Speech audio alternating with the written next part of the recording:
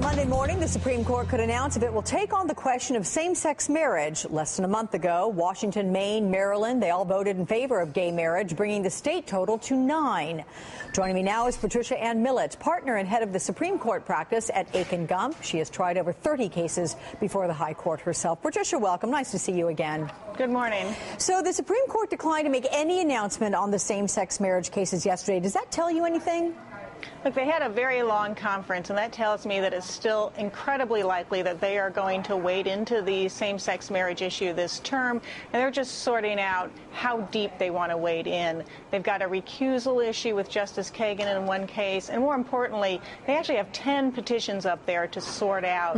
8 of them involve the Defense of Marriage Act, the federal law. One involves Proposition 8 out of California that we heard so much about, and then there's a case involving an Arizona law. So they're really sorting out how deep they want to get into this issue. So with your expectations, do you expect the court to go big on the question of same-sex marriage overall, or just go with maybe a smaller issue like already married gay couples receiving federal benefits? I think it's most likely that they're going to address the second issue you raised, which is the constitutionality of the Defense of Marriage Act. So it's not such a little issue. It's the constitutionality of federal law. That statute's been held unconstitutional by 2 courts of appeals now. It's a job description number 1 for the Supreme Court to address the constitutionality of federal laws when they're invalidated. So they really have to take that one.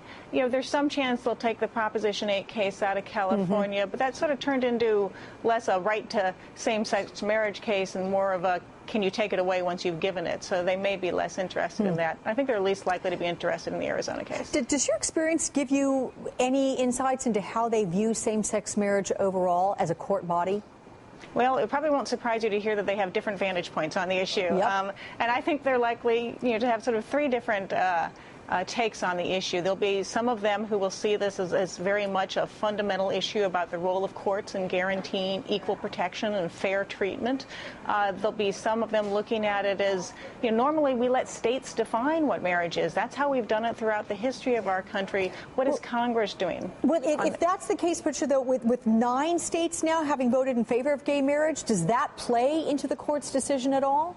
Yeah, I think it does, both in that respect, but also in some of them will say, look, the political process is dealing with this. Why should we as a court step in? And others will say, well, again, you have to step in. This is equal protection, fair treatment. It's our job to step in. But I think they'll want to, that's one of the reasons they're deliberating.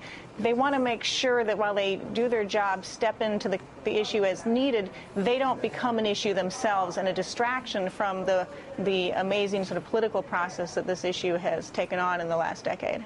Aiken Gump's Patricia Ann Millett, always a pleasure. We'll see you again. Thank you.